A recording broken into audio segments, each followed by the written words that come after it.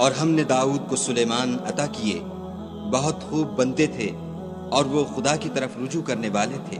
جب ان کے سامنے شام کو خاصے کے گھوڑے پیش کیے گئے تو کہنے لگے کہ میں نے اپنے پروردگار کی یاد سے غافل ہو کر مال کی محبت اختیار کی، یہاں تک کہ آفتاب پردے میں چھپ گیا۔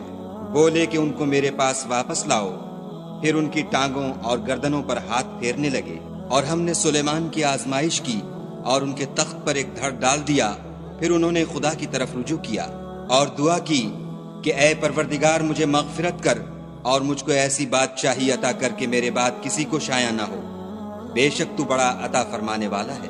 پھر ہم نے ہوا کو ان کے زیر فرمان کر دیا کہ جہاں وہ پہنچنا چاہتے ان کے حکم سے نرم نرم چلنے لگتی، اور دیووں کو بھی ان کے زیر فرمان کیا۔ یہ سب عمارتیں بنانے والے اور غوطہ مارنے والے تھے، اور اوروں کو بھی جو زنجیروں میں جکڑے ہوئے تھے۔ ہم نے کہا یہ ہماری بخشش